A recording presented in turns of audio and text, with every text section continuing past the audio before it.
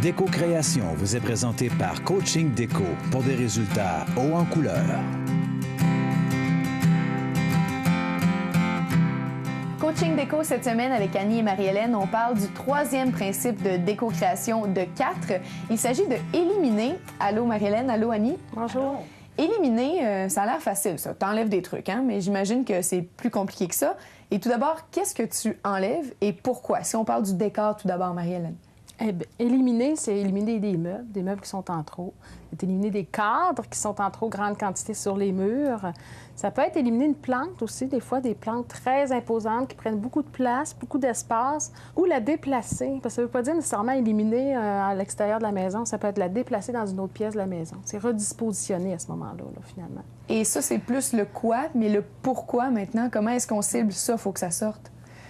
Ça va toujours avec la personne. Ça dépend du cas, ça dépend de qu'est-ce qu'elle m'explique. Parce que c'est sûr qu'éliminer, d'abord, c'est pour avoir moins à épousseter. C'est pour arrêter de contourner pour se rendre à notre bureau, exemple. Parce que souvent, il y a beaucoup de meubles, il y a des choses alors on contourne. Mais c'est sûr que c'est beaucoup plus que ça. Avez-vous déjà remarqué qu'une personne qui veut éliminer quelque chose dans sa vie, souvent va ajouter quelque chose dans son décor? Oui, c'est vrai qu'on fait ça, oui. C'est pas correct? Bien, c'est pas nécessairement que c'est pas correct, mais c'est parce qu'elle répond pas nécessairement à son besoin.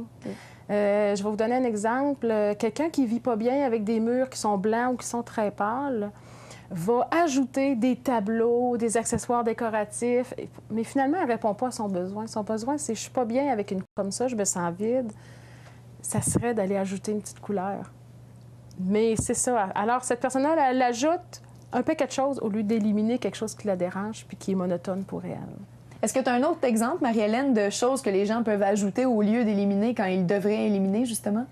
Oui, ce qu'on me demande souvent, on m'appelle, on me dit « Je veux que tu m'aides, j'ai besoin de rangement, je veux savoir comment organiser mes choses, j'ai trop de choses, là, je veux les ranger. » Mais ce qu'on va travailler, parce que là, au fond, les gens vont avoir tendance à vouloir ajouter de l'ameublement pour éliminer ce qui traîne. Ce qu'on va travailler en premier, ce que je vais leur proposer, c'est d'éliminer qu'est-ce qu'elles ont en trop. Pourquoi elles gardent tout ça? Il faut faire un travail sur ça. Il y a beaucoup de choses souvent que les gens ne se servent pas, mais elles veulent du rangement pour le placer, pour le classer.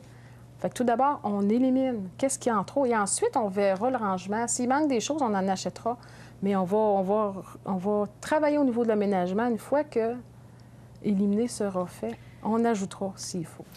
Et c'est pour ça, souvent, les gens mettent beaucoup d'énergie à garder des choses. Ça prend beaucoup de temps à ranger, ça prend beaucoup de temps conserver des choses dans sa vie qu'on ne veut plus, d'un sens. C'est une méchante manie, quand même. Puis on fait tous ça, en plus. On achète des caisses pour ranger des trucs que plus jamais on va ressortir. Et dans sa vie, on fait la même chose.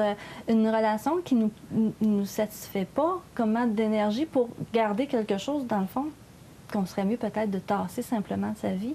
Quand on ne peut pas le transformer, parce qu'on n'a pas choisi, ça ne correspond pas à ce qu'on veut, on est mieux de l'éliminer, justement. On passe à la 3e étape, et c'est pourquoi l'ordre est important.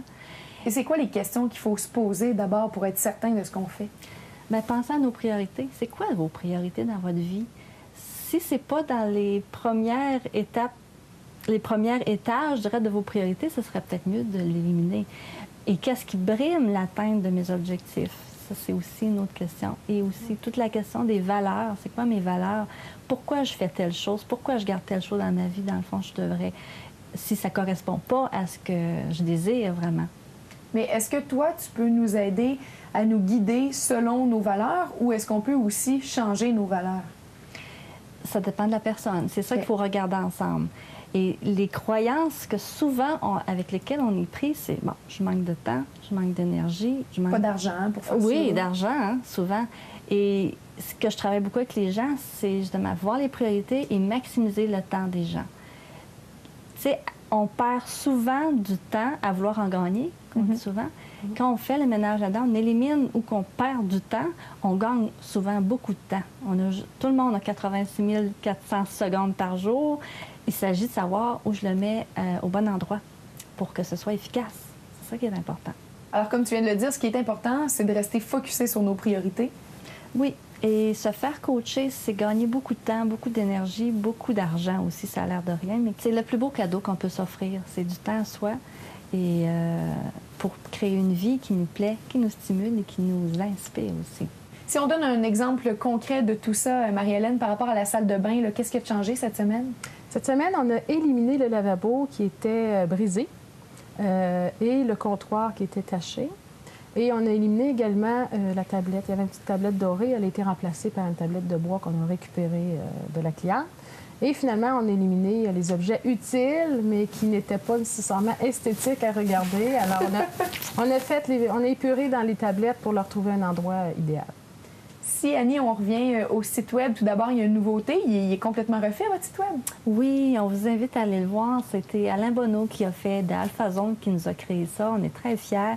Donc, on vous invite à aller le voir et en même temps d'aller chercher notre requête. Oui.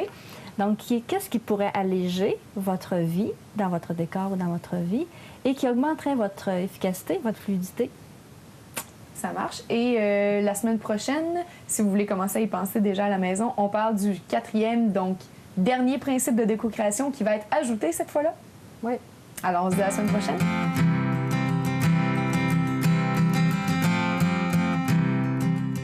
Déco-création vous a été présenté par AlphaZone. www.alphazone.ca